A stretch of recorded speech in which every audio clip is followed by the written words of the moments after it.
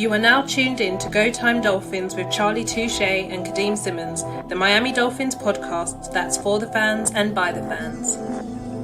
Gotta make them lose their mind when it's your time. And it's show time. Going all out when it's go time. Go. I ain't wasting no time. Gotta make them lose their mind when it's show time.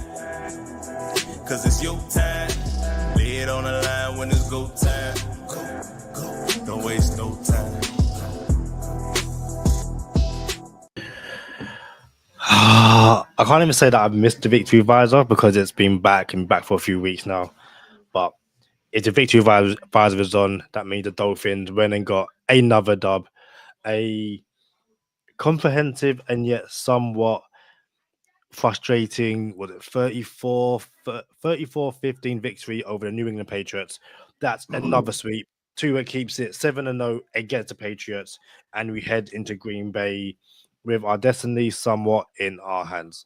But yeah, if you are watching on YouTube or listening on Spotify, Apple Music, wherever you get your podcast from, you know I am not alone. Charlie Touche is back. Charlie, how are you? It's Go Time Dolphins, the Miami Dolphins podcast that goes not only across the pond, but across the world. I'm your boy, Charlie Touche. Got my co-host, Kadeem Simmons, with me. It's always for the fans and by the fans. Your favorite podcast, and official affiliates of Fanatics, where I got this jersey, and you could be a fanatic of your favorite franchise. Kadeem, Miami Dolphins creeping on the playoff radar. How you feeling about it? I can't even say that we're creeping at the moment. I feel like we are one of the most spoken about teams. We always are, whether we win or lose. But I feel like the ways in which the Dolphins are stacking up these wins. Listen, people will turn around and say that we haven't beaten anyone of note. But I think the light and day difference that how the Dolphins look with and without Tua means that if you are if you're a rival team, you should be worried about this Dolphins doing what Dolphins don't do in the past, and that's heating up towards the end of the season when it basically matters most. So yeah, I'm feeling quietly confident, but don't want to bolt before the horse draws. What's that quote again? Bolt before the horse something. Cart before the horse. There we go. Dude, I think that's an easy one though, Kadeem. Like, the cart can't go before the horse. The horse is pulling the cart. So like, I think we don't even have to stat check that one. I've missed you. Legitimately, I was there today. We were talking about when we're going to go next, and I was like, haven't spoken to you in like a week. I've legit missed you, and this is why. Hey, Tua dialing it up right now, ain't he?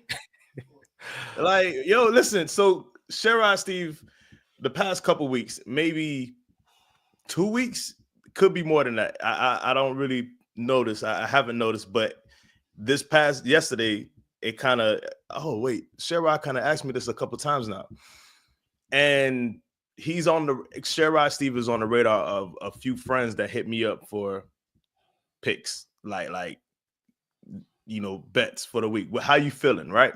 Something that I don't do, Kadeem, and my friends know this. I don't tell them my picks. I don't tell people my picks. You know what I'm saying? I don't like it when I tell people my picks. And because I'm a UFC fan, people ask me for UFC picks. Hey, I need the lock, Slick. I need the UFC picks. I need the fights. And I don't like doing that because it's a fight, bro. Someone could get knocked out. If I knew the winners, it wouldn't be called gambling. It'll be called winning. You know what I'm saying? So I don't like giving people my UFC picks. However, you know what I'm saying? Like, I was watching a UFC fight with my friend, and he like, bro, you got all of them right just now. But I didn't bet on it. I was just watching it. Oh, yeah, this is how it's going to, you know what I'm saying? So Sherrod Steve hit me, and I didn't see it till halfway through. And he says, hey, what are your locks for the week? And obviously, we didn't do easy money. And Kadeem on everything. And I didn't have it to do it. I want to be very clear. I did not do it.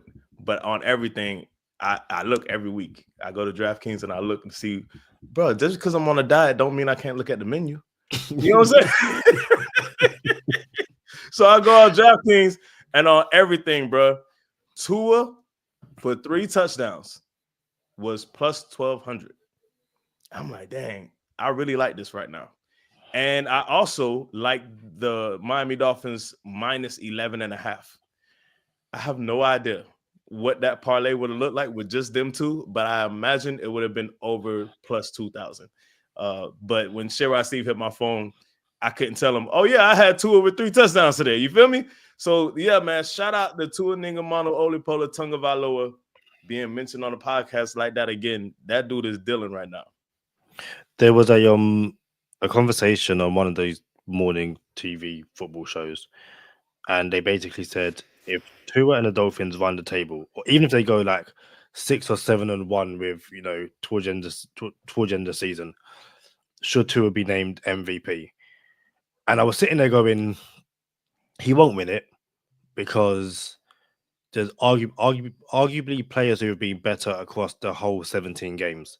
Mm-hmm. But if the Dolphins, again, run the table, make the playoffs, in terms of most valuable player, I legit think it's Tua. And again, we have on our award show earlier on this year, I think we gave Tyreek Hill the MVP, but it's by far Tua. Like, it's not even close. Before I throw it back to you, we got Keith B saying, good evening, gentlemen, from a rainy north of Scotland. Go Finns. Good evening, Keith. We have Rob SAFC saying, what up, all? My lock of the week was Titans Texans over 40.5 points on the spread. Easy money. And then he adds, Tua missed too many games to be MVP, even if he balls undefeated for the rest of the season. So, Charlie, where do you stand on being, if at the very least, in the MVP conversation? It's funny because when Tua came back, Sherrod Steve was also in my phone and said, I guess Tua won't be in the MVP conversation this year. And that was, I think he had a fumble that game. Like, I forget what game it was, but it was a game he fumbled. So Hannah Montana, the gracious Hannah Montana, shout out. Yeah, so I can't remember why or what game it was, but he wasn't looking his best, and that's why Sherrod Steve hit my phone with it, right? But and he was looking sloppy actually. So to get it turned around, and you just wish, Kadeem, that we wouldn't have lost to a walk-off 61-yarder or walk-off field goal to the Cardinals. You know what I'm saying? Like, just the optics is terrible. So, and then right now you just wish you had the tiebreaker against the Colts, if I'm being honest. So I cannot give him MVP, bro.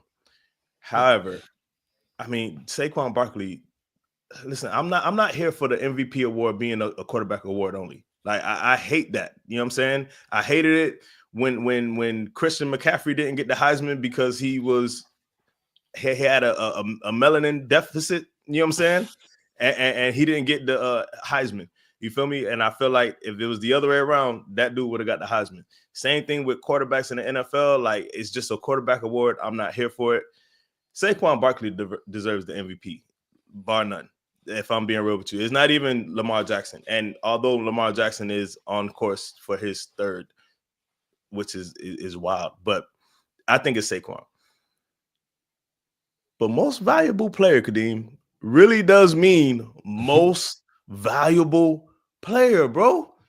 And right now, there is no player in the NFL more valuable and proved it, or his absence proved it, than Tua Ningamano Olipola Tungavaloa. I'm not here on this podcast making a case that he should win it, but the circumstances are making the case for me. Yeah, and again, social media isn't the real place, but I think it was, who's a former Dallas Cowboys coach who now does punditry? Jason Garrett. Jason Garrett basically said that Tua is a magician. Like, the handoff, the no looks. Listen, no one else is doing that in the NFL. He is a magician. And shout out to Dougie Do Wrong. He was like, yeah, of course. And then people going, he's not even that good. Like, Dolphins fans, like, basically saying that once again, he's fleeced you, he's fooled you, unrealistic, all this kind of stuff. And I was sitting there reading it going, the Dolphins and Tua are playing. No, I'll say it. Tua's playing the best football of his Miami Dolphins career right now. He is dealing. He looks amazing. The Dolphins look amazing. And there's still Dolphin fans out there that are trying to belittle what Tua can do. And I think, again, not even in Tua's absence, Charlie, the Dolphins have the game wrapped up. Everyone's saying it. Bench Tua. Don't need to see him no more. 2 plays later, and I'm so glad I've got it in the background so you can watch it. So 2 plays later, Tua there, he's on the sideline vibing. Hey! Fumble. You see Tua just go,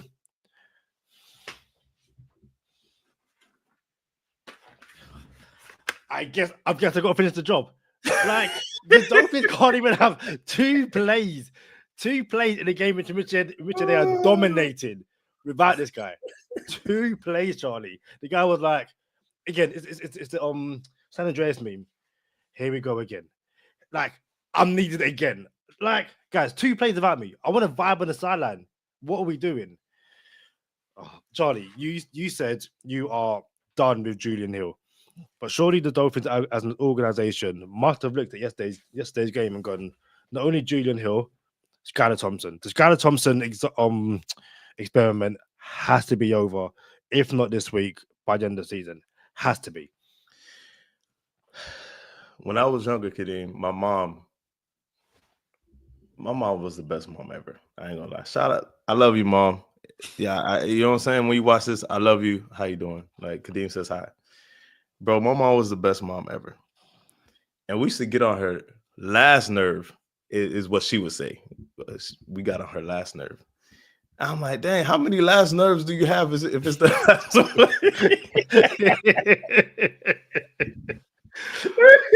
I know exactly what you mean as well. Like, I know exactly what you mean. But, you know what I'm saying? Like, she would get a new couch. And I'm going to be real with you. It's 6 kids. It's 6 of us, bro. All of us under the age of 17, you know what I'm saying, at the time.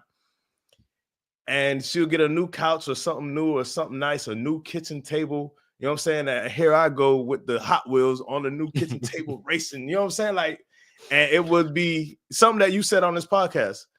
This is why we can't have nothing nice. This is why I can't have nice stuff. You know what I'm saying? And you asked the question, and I'm going to invoke the name for a 3rd time within the first 15 minutes of this episode. But Sherrod Steve was in my phone today. You know what I'm saying? And he said, do I think we should go get Danny Dimes right now? I want to have this as a Patreon extra point episode this week. I'm also fully aware that we could do it for Patreon, and by the time it goes live, Daniel Jones ends up somewhere. So I'm glad you mentioned it, but that's the kind of thing which I would like Patreon episode, but any minute now he could sign. He's cleared waiver, so continue, Danny Jones. All right, so we're going to have a full what should the Miami Dolphins do at backup quarterback and Daniel Jones Patreon episode after this, but I will dabble in it real quick. I want Daniel Jones on Tuesday. Tomorrow. It's Monday now. I want him on Tuesday in a Miami Dolphins uniform. What number is Skylar Thompson? 19. Number 19 is Daniel Jones. That's what I want. I do not want Daniel Jones for no prolonged amount of time other than this season. I want to be very clear. You know what I'm saying? And I ain't gonna tell you what Sherrod. Now I'm playing. Like I was gonna throw Sherrod Steve under the bus. I'm just playing. But nah, bro. Like, yeah, dang. Like, bro, you know how everybody was done with Anthony Richardson, and then the coaches realized, oh, we're just gonna play to his strengths. And what I said we should have did with Tyler Huntley, but that's what you would have Daniel Jones do. Yo, have Daniel Jones come in, and if the coaches for their everlasting job could just figure out this is what we need to do with Daniel Jones in the event of an emergency, break glass in the event of an emergency, and these are the plays we call for Daniel Jones. That's why I want Daniel Jones this season behind Tua, but hopefully we never have to see Daniel Jones. So I think, prior to the game on Sunday, I was like, there's a legitimate question to the question. There's a legitimate answer to the question, is there a worse quarterback in the NFL than Skylar Thompson? And the answer was Daniel Jones. And then after the handoff, I was like, snap. Skylar Thompson could legitimately be the worst quarterback, backup, starter, first string, in the NFL. And I'm with you in terms of no one is saying go and get Daniel Jones and extend him long term. No one is saying that. Not at all. I also believe if Tua gets hurt once again, the season's done. Like, whatever hope you have of doing anything, the season is done. However, given who's available at the moment, Daniel Jones may be the best option out there, which basically says a lot about the options that are out there. Like I said, Skylar Thompson, if it was a road game, Skylar Thompson would never made the plane. Never made the plane. And if anything, the Jamal Adams gif of him trying to get back into the Jets building and his pass isn't working, that probably should have been done on Skylar Thompson. Not on Monday, get into the locker room. It's like, oh, hold on. I can't get into the locker room. It's like, yeah, you can't. Just Duffers outside.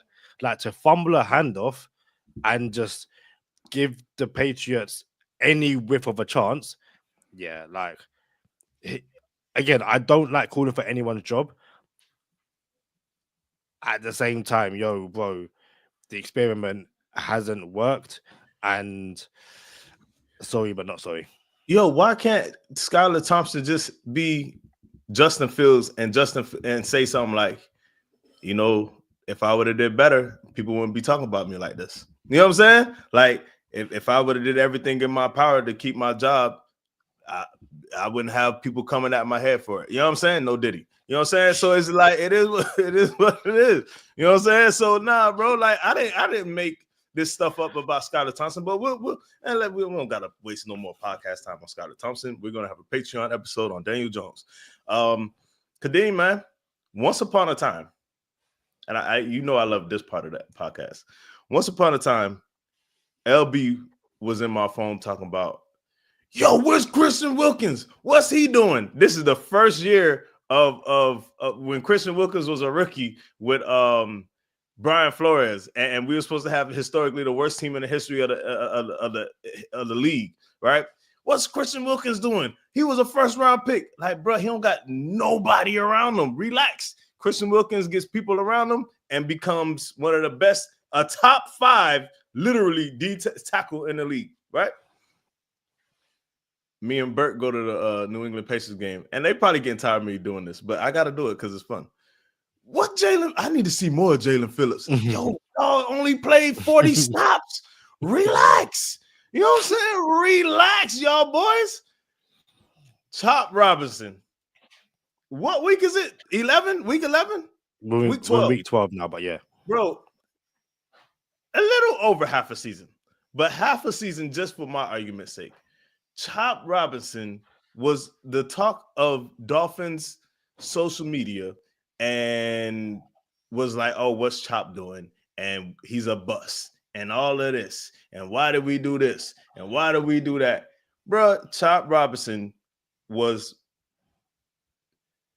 a pressure monster for Penn State, but he didn't have the sacks. But his pressures were through the roofs. He had all type of pressures. And that's cool in the NFL too, because you could disrupt some stuff. But instead of just being a pressure monster, bro, he said, nah, I'm getting home. And he got home a couple times in Sunday's game, Kadeem, and he's doing all of this with Agba, friend of the podcast, Emmanuel Agba on the other side of him. Imagine if it was Jalen Phillips on the other side of him, or friend of the podcast, Bradley Chubb on the other side of him. We have hit on Chop Robinson, and the same way I think it's too early to say he's a bust, I also think it's too early to say he's a boom. You know what I'm saying? But we have something with Chop Robinson. Yeah, for those in the chat who are also in the Dolphins UK chat, I've said for ages, all of you trying to dismiss Chop Robinson, just you wait. And yesterday, I literally typed, someone tell me right now that Chop Robinson is a bust. And the laughing emoji. And I'm like, no, I'm serious. I'm ready for this conversation. Tell me right now that this guy's a bust. And I even said it in our chat. I was like, the same people who weeks ago were telling me Chop Robinson is a bust are now saying how good he's playing. Don't do that. Listen, the Chop Robinson train left ages ago. You're not on it. Listen, don't do it. Don't do it. There's no people don't have no patience, even to the point where I saw a PFF stat, and again, PFF, you can trust it, you can like it, is what it is. I think Graham Barton might have Graham Barton. He's Graham Barton, yeah, might have the worst blocking in the Bucks this season. So like blocking grade, I think he's like ranked 12, and that's including like tight ends, all that kind of stuff.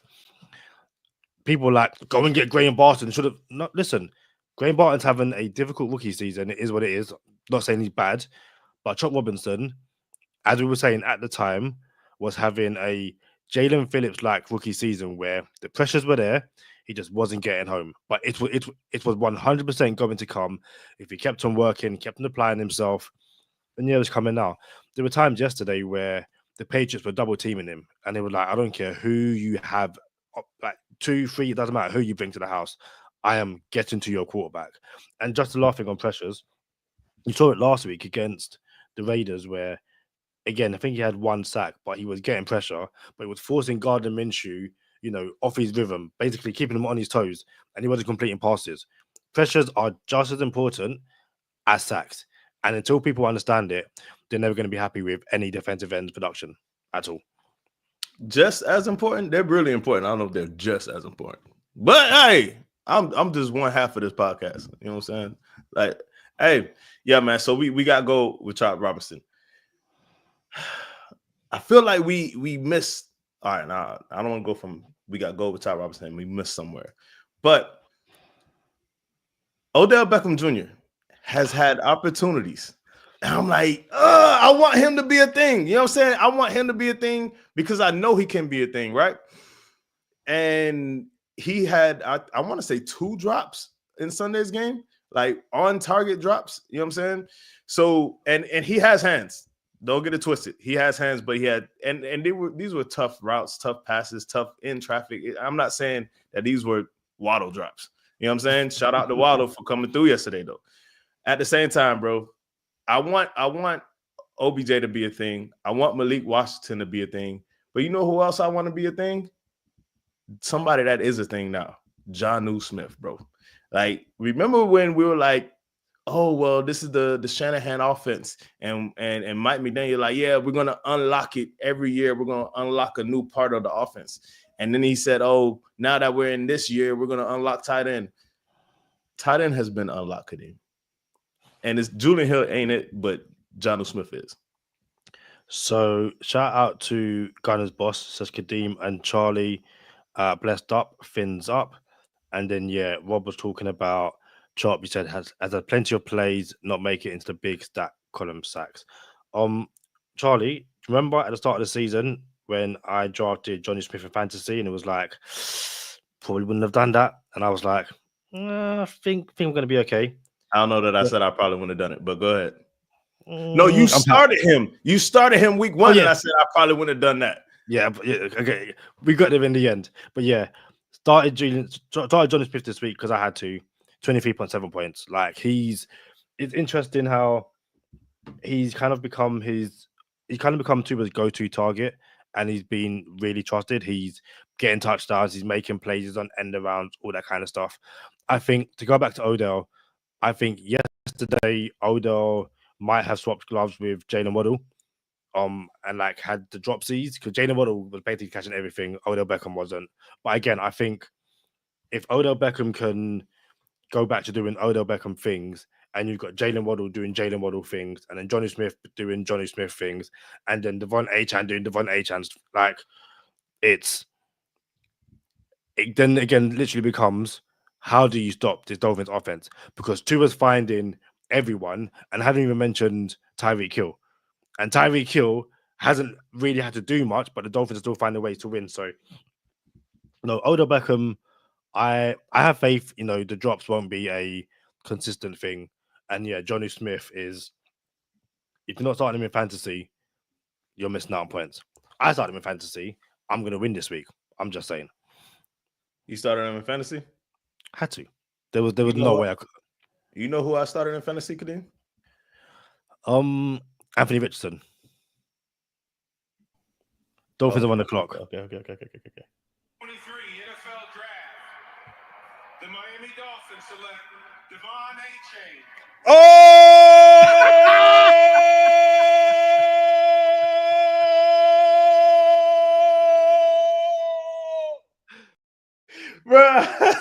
Bro, that's never gonna be old, bro. Never. Listen, bro, Devon A-Chan is just the gift that keeps on giving. And I did start Anthony Richardson, by the way. Someone see me pick up Anthony Richardson, and they're like, "Oh, bro, you need a quarterback." I was like, "Nah, bro. I drafted Anthony Richardson, and this is the hill I'm gonna die on." You know what I'm saying? Like, I wanted this. You know what I'm saying? So now I can blame my entire season on Anthony Richardson, not just part of it, right? So now A-Chan came through for the boy. And listen, man, it's crazy because you just said it. A-Chan, Waddle, Jonnu Smith, and you're not even mentioning Tyreek Hill. And I'm going back to the UFC reference for this one. This is the Miami Dolphins offense is like a UFC fighter, number one contender, number two contender. He's up there in the ranks where he has all this knockout power, bro. Like, it's nothing but he just keep knocking people out. Like, dang, we got the long ball, we got the bombs, we got the speed. And then this guy comes out and he doesn't try to knock you out. They're worried about, oh, what happens when it goes 3 or 4 rounds? Is he going to be a thing? And then you know what? He start piecing people up. He start adding tools to his toolbox. And now he's doing more stuff than just knocking people out. That's what the Dolphins offense is right now, bro. We don't have to just do the long ball no more. Tua is dealing. He's dialing them up. He's dicing them up. He's tight window Tua. He's like, you know what I'm saying? We're driving down the field. We have options. Now you got to worry about Jonnu Smith. You got to worry about check downs to A-Chan. Dolphins are doing their thing on offense right now. And Sherrod Steve for the 4th time gets a mention. He said, I'm not going to get excited until I see what happens on Thursday night. I know we got a Packers preview. And I fully get it. This could all not even come crashing down, but this could be a typical Dolphins thing of we're all hyped up, primetime Thursday night football, and you lose. Realistically, that's not going to raise my panic meter above what it currently is, which is a 0, simply because I don't know many people that are banking on the Dolphins to go into Green Bay on a short week on a Thursday night and get the dub. I think that would be the last loss you can afford to take. And there's also a very, very realistic chance that the Dolphins could run the table and still not make the playoffs.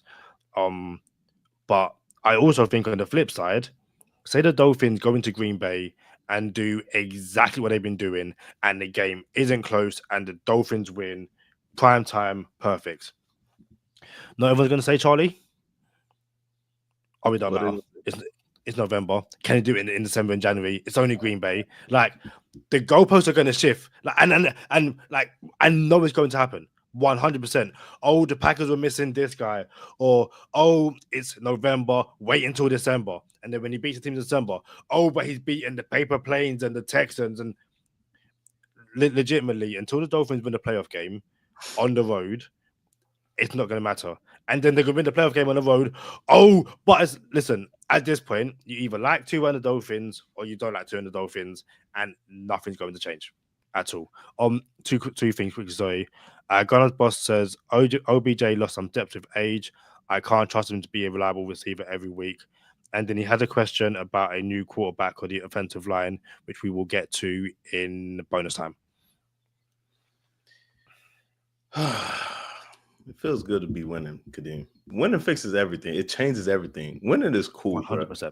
I like 100%. Winning. I want winners. You know who said that, Kadeem? I don't actually know. Mike Singletary. When Vernon Davis got a penalty, he kicked him off the field, told him to go to the locker room, and his day was done. And he was like, I want winners. I'd rather march down the field with 10 men and get penalized all game than to play with someone who isn't for the team. And they put themselves before the team. I want winners. Can't do it. Won't do it. My man, Mike Singletary. That was so good, but that's one of the best rants in the history of football. But Yeah, I'm ready to go into bonus time now. If you ain't got nothing else.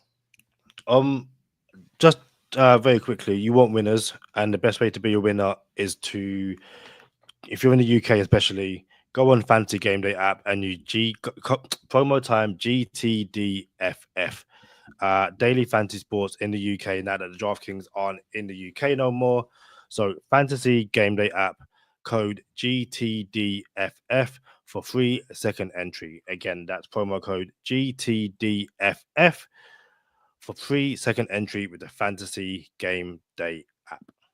What's you doing in fantasy football? I know the playoffs got to be coming up for you. How we looking? My record is, so I'm currently 95 points to 36 points. My opponent has Zay Flowers and Mark Andrews left to play.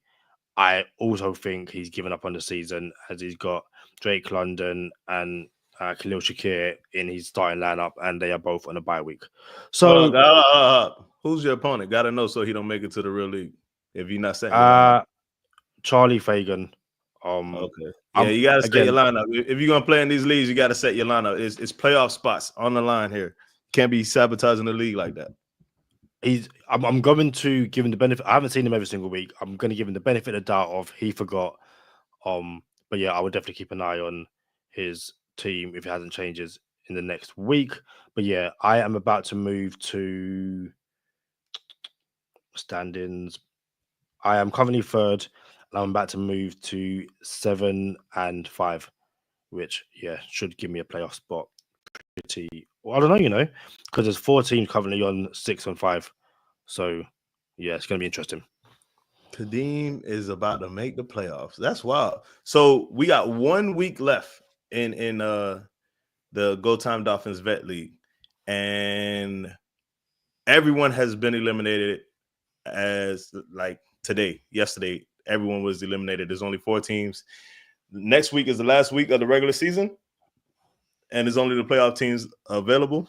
And basically, they're just jostling around playoff spots for seedings. We got Sherrod Steve, Championship Chuck, the average white guy, and Flipper Main Mick in the playoffs. And we're going to see the order of the playoffs, but it's getting really real here, bro.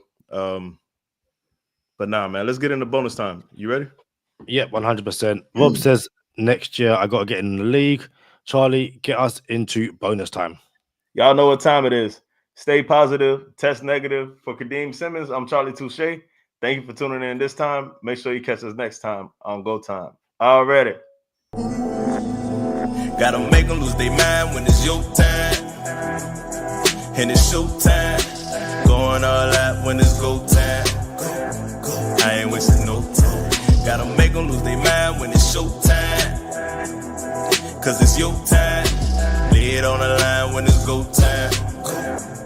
Don't waste no time. Gotta make them lose their mind when it's your time. And it's show time. Going all out when it's go time. I ain't wasting no time.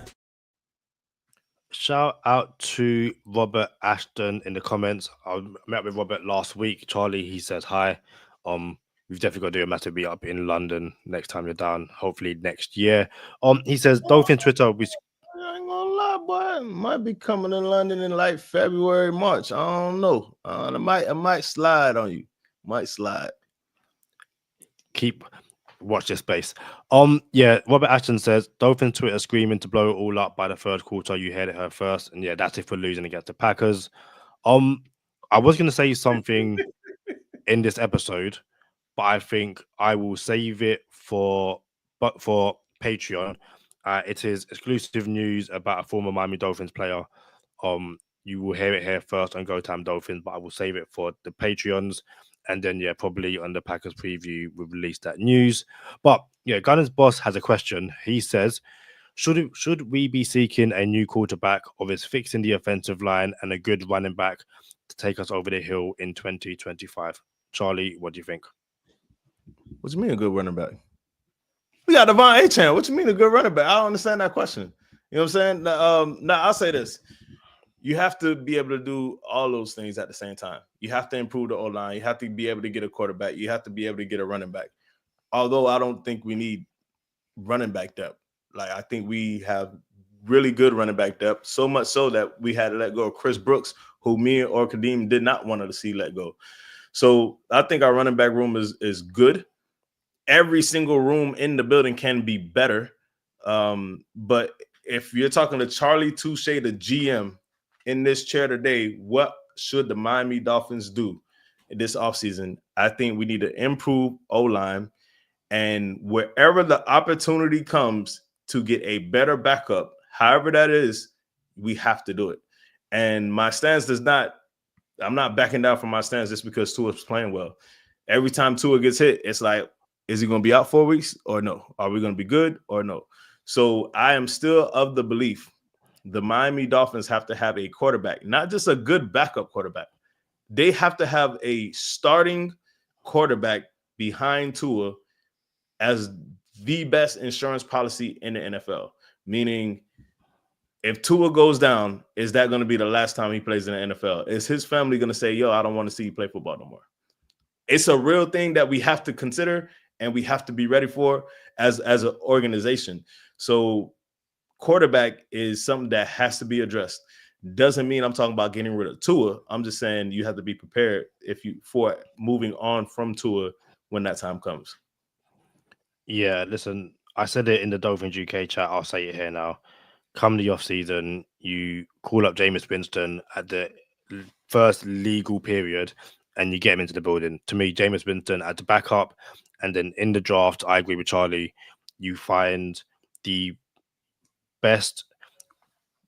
Basically, no, I wouldn't say you have to let a quarterback fall to you. I have no issue with going up and getting a quarterback if you think that's the right guy, and like you kind of have to do it. Again, Skylar Thompson has 1 year left on his rookie deal. He shouldn't make it to that final year. No offense to him. So yeah, you have to bring in a rookie 100 million gazillion %, but you also have to bring in a backup. And that rookie is not so much your insurance policy, but he's going to be your cheap backup option for the next 4 years, and then you have your vet, be it Winston or be it someone else. But also at the same time, yeah, you go and draft offensive line help, like 100%. You have to. And again, running back, I wouldn't be surprised if Raheem Mostert does not return next year. His carries have basically become non-existent. But at the same time, if he's happy being the third running back in the room, I don't hate it. I would still draft a running back, but I wouldn't hate it if he's running back number 3. But yeah, it's you go best player available, and as we say over here all the time, don't let a good player in your roster stop you from drafting a great player. So yeah, you might not even have to draft a running back though, because you might get one undrafted. Like that's what the Dolphins do. We find undrafted running backs, and not just the Dolphins. Everybody in this Mike Shanahan offense. Well, they always go out there really good undrafted running backs like Raheem Mostert. Who else?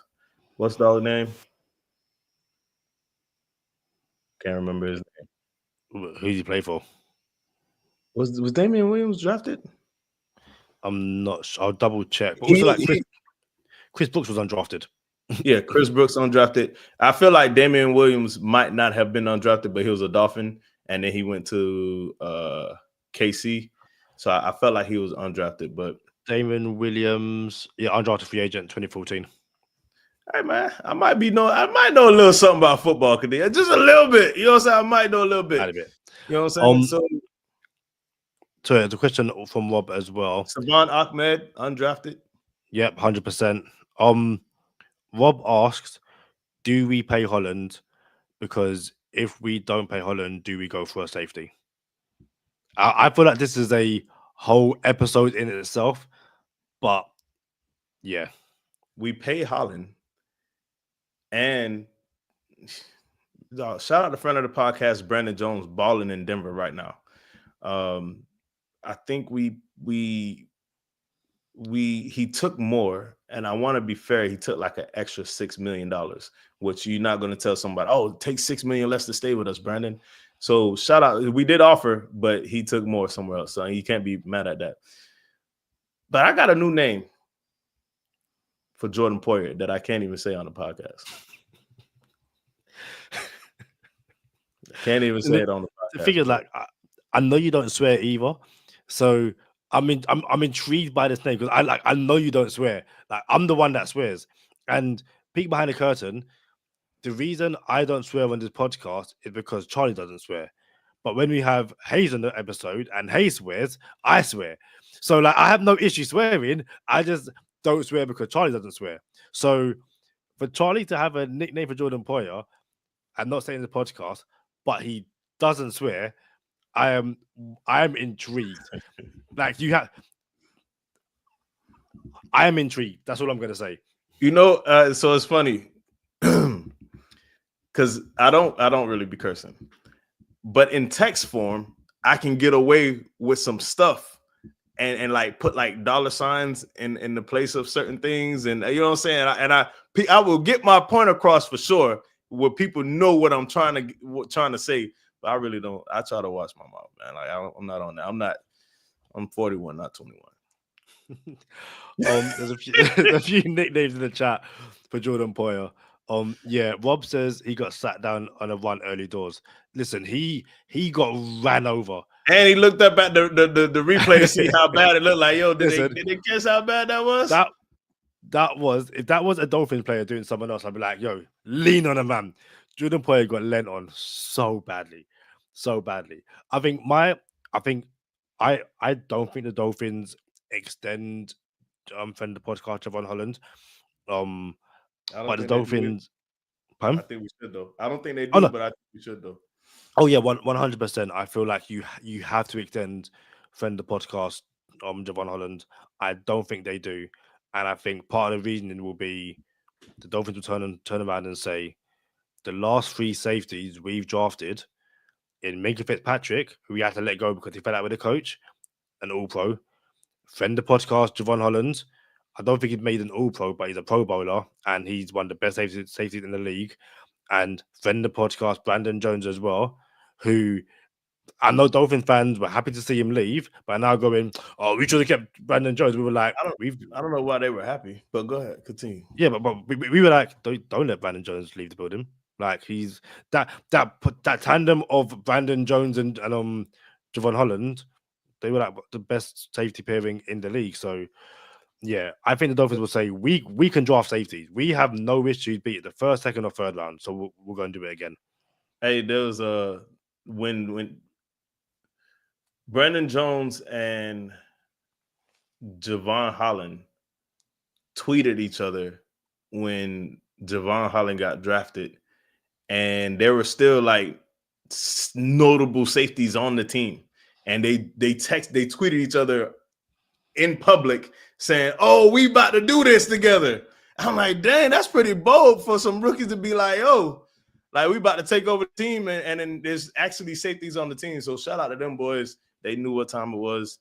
Yeah, I don't like even the idea or the thought of having to move on from Javon Holland.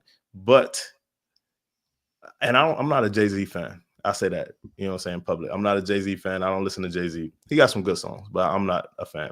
He do got this one line though, and he says, I heard people say they made Hove. Okay, so make another Hove. And I think that's what the Dolphins feel like. Oh, I mean, we could find safeties. We could do this. So I do agree with Kadeem. I don't like it though. Yeah.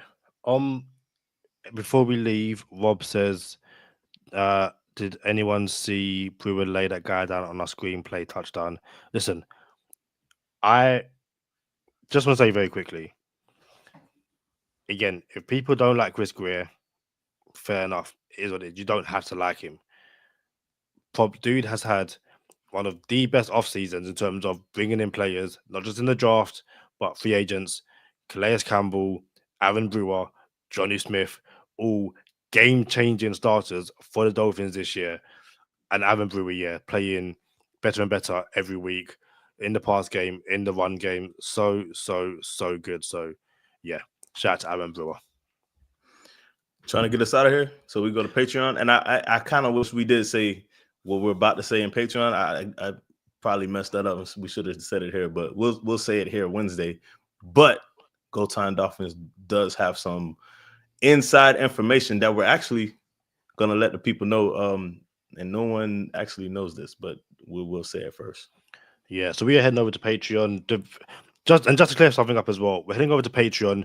The videos will probably come out tomorrow on Tuesday, due to time now. But we've got game balls on Patreon and Extra Point. And again, just for a little heads up, I am off on Tuesday because myself and the gracious Hannah Montana are going for a baby scan because she's 14 weeks pregnant. Like, Charlie, time is flying. Time is flying. So as you said, head on over to Patreon /Go Time Dolphins if you want more content. And if not, we shall see you on Wednesday for our Packers preview. Until then, guys, we shall see you soon. Peace.